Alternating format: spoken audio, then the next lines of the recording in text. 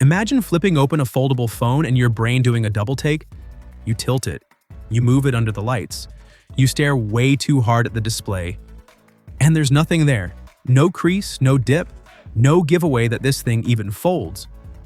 That's the moment Samsung dropped at CES 2026, and it's way bigger than it looks at first glance. On the show floor, Samsung did something sneaky. They put two phones next to each other. One was exactly what you'd expect, a regular Galaxy Z Fold with the crease we've all learned to live with. And right beside it was another phone that looked identical on paper. Same size, same form factor, same idea.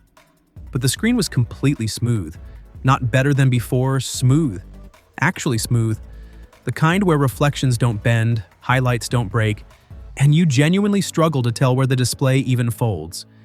And this wasn't some fake mock-up or futuristic concept behind glass. It was a working device, a real prototype. And according to multiple reports, this exact display technology is heading straight into the Galaxy Z Fold 8. Technically, yes, the screen still bends. Physics hasn't been defeated. But the crease is now so subtle that unless you're actively hunting for it, you just won't notice it. That alone would be a big deal. But here's where things get more interesting. This display isn't just for Samsung.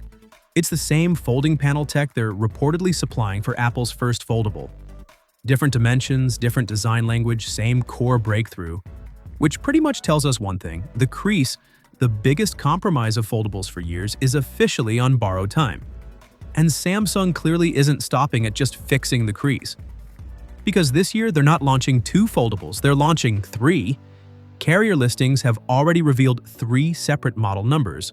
One lines up with the Galaxy Z Fold 8, another matches the Z Flip 8. But the third one? It doesn't match anything Samsung has ever released before. Internally, it's using an entirely new naming code, which is usually Samsung's way of saying this isn't a refresh and it's not a variant. It's something new. Leaks suggest this third device is a wide fold. Think book-style folding, but shorter and wider. Less TV remote, more passport, shape that actually makes sense for apps, multitasking, typing, and watching content without feeling awkward in the hand.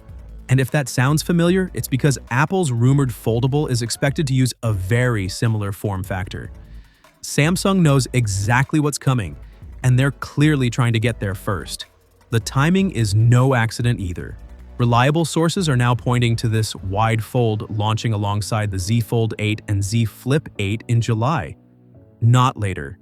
Not as a surprise announcement.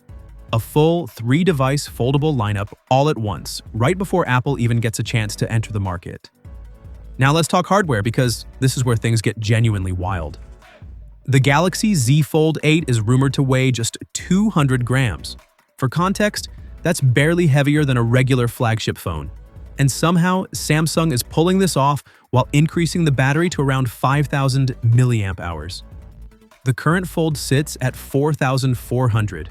So you're getting a lighter phone, a bigger battery, 2 displays, and a hinge. That's not an incremental upgrade. That's serious engineering. Put it another way, the iPhone 17 Pro is expected to weigh around 206 grams. Samsung is about to sell a foldable that weighs less than that, and then there's the Z Flip 8. Because according to the latest reports, this thing might weigh just 150 grams. That's almost 40 grams lighter than the current Flip. Earlier leaks were a bit messy with conflicting numbers, but the most recent information keeps landing on that 150 mark. If that holds true, this would be one of the lightest foldables ever made. The big question, though, is battery life. We don't yet know how much capacity Samsung had to give up, if any, to hit that weight. What we do know is that all 3 of these devices have already shown up in US carrier databases. And that's important. That usually means internal testing is done, and the phones are now being optimized for real-world networks. Historically, that puts them roughly 6 to 9 months away from launch, lining up perfectly with a July or August unpacked event. Pricing is another surprise. Early info suggests the Z Fold 8 and Z Flip 8 could launch at the same prices as their predecessors. There may be regional increases, especially in South Korea, but globally, Samsung seems motivated to keep things competitive. The wide fold, though, is still a mystery. New category, new form factor, unknown price tag. So let's zoom out for a second. Samsung is preparing 3 foldables in 1 year: a Z Fold 8 with a near-invisible crease, a lighter body, and a bigger battery. A Z Flip 8 pushing weight limits we didn't think were realistic, and a brand new wide fold designed to go head-to-head with Apple's first foldable, launching earlier to set the narrative. This doesn't feel like Samsung experimenting anymore. This feels like Samsung going all in. And if they pull this off, 2026 might be the year foldables stop being a niche and start feeling normal. And that crease we all tolerated for years?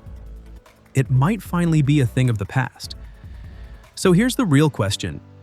Is the creaseless fold what finally sells you on foldables? Or is that mystery wide fold the one you're watching? Let me know what you think, and I'll catch you in the next one.